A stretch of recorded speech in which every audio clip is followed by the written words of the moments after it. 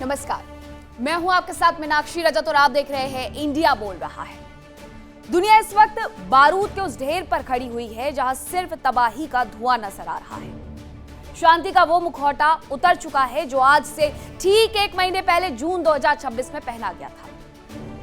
America और Iran के बीच में हुआ वो ऐतिहासिक समझौता आज पूरी तरीके से स्वाहा हो चुका है और तेहरान ने साफ कह दिया है कि डोनाल्ड ट्रंप के हस्ताक्षर महज एक रद्दी का टुकड़ा है और ईरान अब किसी भी शांति समझौते से बंधा हुआ नहीं है। जंग अब किसी भी सीमा या कायदे कानून को नहीं मानती है। ईरान के सुप्रीम लीडर मुस्तफा खामनेई ने सीधे जंग के मैदान से दहाड़ते हुए अमेरिका को ना भूलने वाला सबक सिखाने की कसम खा ली है।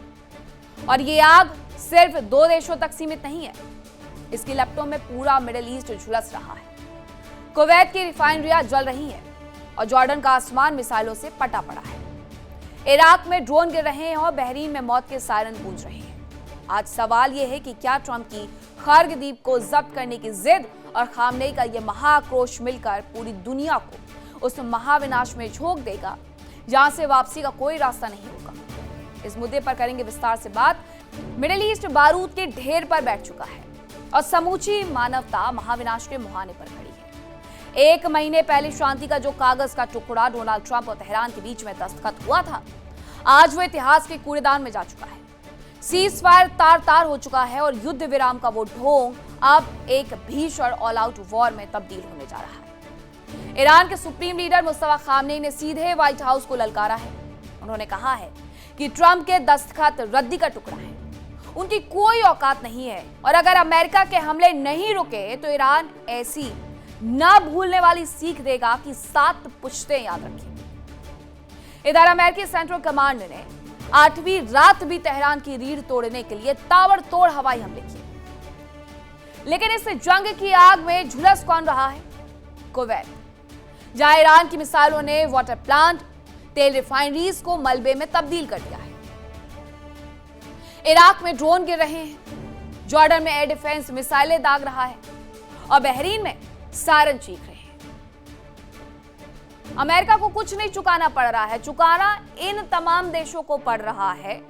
इन तमाम देशों को ईरान के गुस्से की आग में जलना पड़ रहा है क्योंकि अमेरिका इनके एयरबेस का इस्तेमाल करता है और ये देश चाह करके भी अमेरिका को नहीं रोक सकते हैं, वरना अगला शिकार वो खुद बन जाएंगे। अब आपको इस महायुद्ध की क्रोनोलॉजी को समझाती हूं।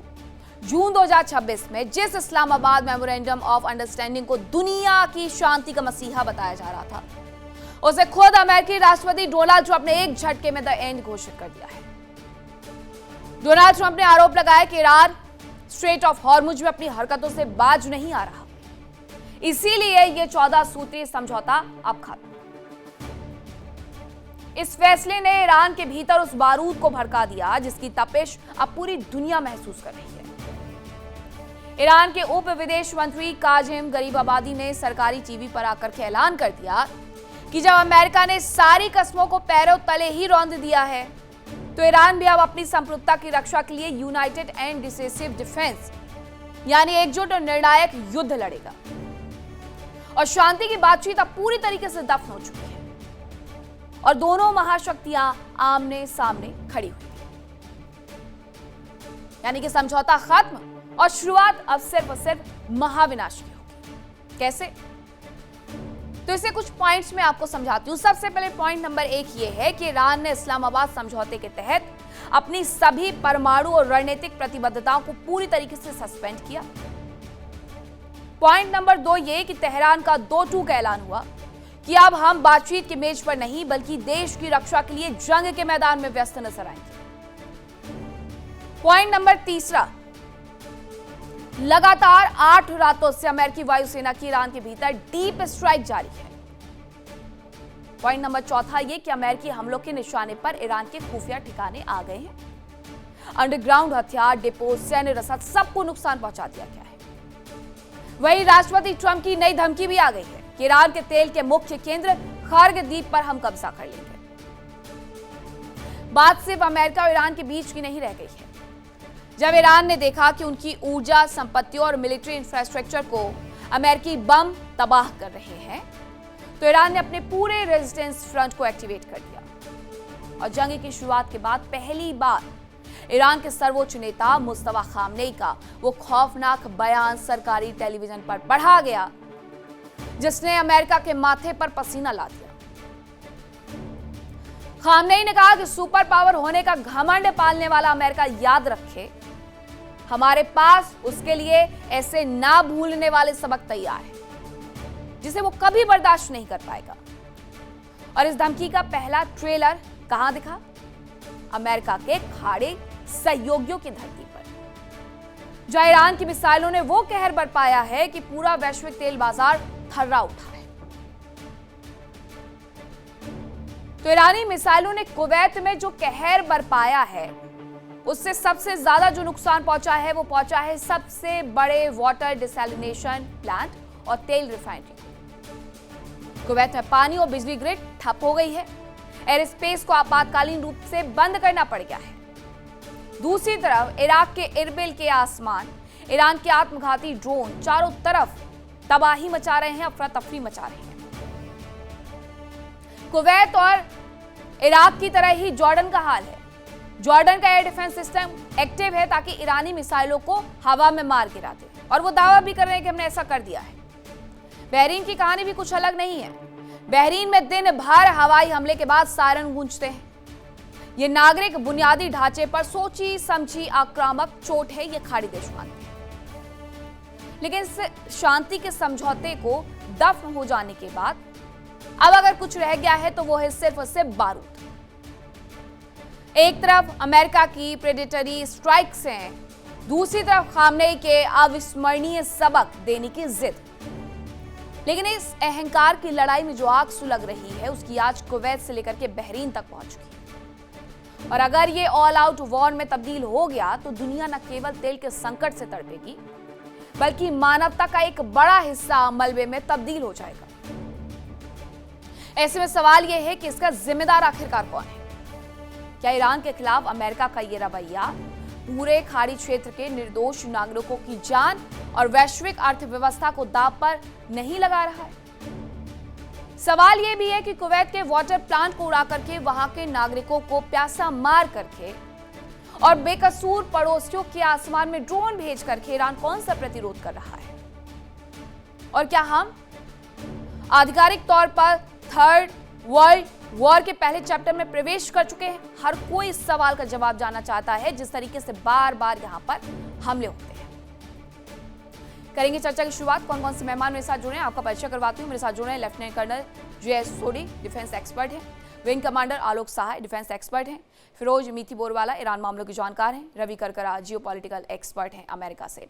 सबसे पहले फिरोज जी, जो बयान आया है, जो सुर्खियां बना हुआ है, क्या वो सीधे सीधे ये है कि ईरान ने ऐसी भयंकर तबाही लाने की तैयारी कर ली है जो अमेरिका में सब कुछ मिटा के खाक कर देगा?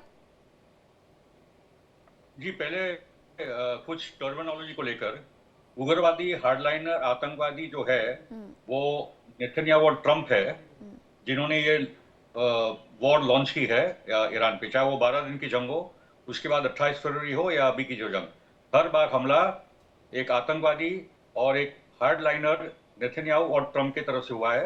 नेतन्याहू तो वॉर क्रिमिनल है, इंटरनेशनल क्रिमिनल कोर्ट में वो केस दर्ज है, अरेस्ट वारंट निकल चुका है, वो अरेस्ट नहीं हो रहा है क्योंकि अमेरिका होने नहीं दे रहा है। दूसरी बात, ये जो कंट्रीज है, ये सब अमेरिकन प्रॉक्सीज है, जिसका आप नाम बार बार ले रहे हो, Bahrain, Qatar, Kuwait, Saudi, Oman वगैरह, जहाँ अमेरिका के बेसिस है, ये वैसल कंट्रीज है, ये प्रॉक्सीज अमेरिका के। क्योंकि ये टर्मिनोलॉजी क्या होता है कि ये सब उल्टा चल रहा है दुनिया में, इसलिए मैं कुछ सीधे करने की यहाँ कोशिश कर रहा हूँ, ऑन रिकॉर्ड ला रहा हूँ ये सब चीजें। तीसरी बात है कि जो आक्रमण हुआ है, असैसिनेशंस हुए हैं, वो हुए हैं अमेरिका और नेतन्याहू की तरफ से। खुलकर बोला है कि we are going to kill Khamenei, we are going to kill Ali Larijani, ये उनके न्यूक्लियर साइंटिस्ट, ये बार बार वो करते रहे, जनरल सुलेमानी, ये सबको लोग ने मारा है। और कोई इंटरनेशनल लॉ के तहत नहीं, ये खुल्लम खुला वॉर क्राइम्स और असैसिनेशंस है जो हम लोग जानते हैं। और उसका प्रतिरोध हम लोगों ने देखा ईरान के सड़कों पे कि 4 करोड़ से ज्यादा ईरान की जनता सड़क पर आ गई थी। दूसरी बात है कि क्योंकि अमेरिकन बेसिस जो ये गल्फ कंट्रीज में है, वहीं से आक्रमण हो रहा है। पूरा लिस्ट है कि ईरान के अंदर कितने डिसैलिनेशन प्लांट, कितने अस्पताल, कितने स्कूल, कितने ब्रिजेस, कितने रास्ते, ये पूरा सिविलियन इंफ्रास्ट्रक्चर। अब अमेरिका को लेकर के क्या तैयारी है ये बताइए सर। अमेरिका को लेकर के क्या तैयारी है फिरोज जी, क्योंकि जिस तरीके से जो बयान सामने आया है वो ये बता रहा है कि ये हमले अमेरिका तक होंगे, तो क्या उस बात की तैयारी प्रॉक्सीज के माध्यम से कर ली गई है ईरान की तरफ से? नहीं, एकदम होगा ही, क्योंकि अभी तक Iran was resisting in its own way, मगर अमेरिका पीछे हटने के लिए तैयार नहीं, तो अभी ईरान अपना खुलकर करेगा, मगर Iran will do it also legally. उन्होंने एक पीपल्स ट्राइब्यूनल बनाया, एक सरकारी ट्राइब्यूनल बनाया है, जिसमें एक जो अमेरिकन और इजरायली नेता है और भी वेस्टर्न यूरोपियन कंट्रीज के जो लीडर्स है, खास करके जर्मनी के, जिन्होंने हथियार सप्लाई किए हैं, उन सबके वॉर क्राइम्स वो तय होंगे और उसके बाद फैसला होगा, और उसके बाद जो उनके सजा होनी है वो होगी। उसके साथ ये पॉइंट है कि कल जो कुवैत के डिसैलिनेशन प्लांट पे हमला हुआ था, उसके बाद वो थम गया है मामला, क्योंकि आप ईरान पे हमला करते जाओगे, फाइनली आपको ये जो वैसल प्रॉक्सी कंट्रीज है जो अमेरिका के ताबे में है, जब उनका हमला करते हैं तो उनके टेलीफोन जाते ट्रम्प को कि मत करो भाई, ये तो हमको मार रहा है, तभी ये नियंत्रण में आता है। नहीं तो अमेरिका को कोई पड़ी नहीं, वो तो ट्रम्प तो बर्बादी में लगा है, हर महीना वो, हर हफ्ता वो, और विटकॉफ और कुशनर फिर स्टॉक मार्केट भी मैनिपुलेट कर लेते हैं। तो इतनी पैसे भी वो लोग छाप रहे हैं, लोगों को मार भी रहे हैं, इंफ्रास्ट्रक्चर, सिविल इंफ्रास्ट्रक्चर का भी डिस्ट्रक्शन हो रहा है, और ये जो पूरी अमेरिका की इंपीरियल वॉर है टू कंट्रोल हॉर्मुज, वो हारने वाले हैं। जो उन्होंने 40 डेज के जंग में नहीं कर पाया, वही सब रिपीट हो रहा है, और उसके बाद भी वो लोग कुछ सस्टेन नहीं कर पाएंगे। ये तो पूरी दुनिया जानती है कि किस तरीके से ईरान में तबाही मचाई गई है। और अब अमेरिका की क्या तैयारी, क्योंकि अमेरिका की तरफ से रवि करकरा जी, डोनाल्ड ट्रंप लगातार ये कहते रहते हैं मेरी जान को खतरा है, इजराइल ने ऐसी रिपोर्ट भी उन्हें सौंप दी थी, अब ईरान की तरफ से आया हुआ एक बयान उनकी और सरदर्दी बढ़ाने वाला है क्या? देखिए, बिल्कुल दुरुस्त बात है कि अमेरिका में जो है इस वॉर को लेके तो काफी जो लोग हैं वो टायर्ड हो चुके हैं, मतलब कि परेशान हो चुके हैं। देखिए इंडिया डेली 24/7 अब आपके स्मार्ट टीवी पर। इंडिया डेली मौजूद है सभी डिजिटल प्लेटफॉर्म पर लाइव और लगातार। इंडिया डेली 24/7 हर दिन राष्ट्र को समर्पित।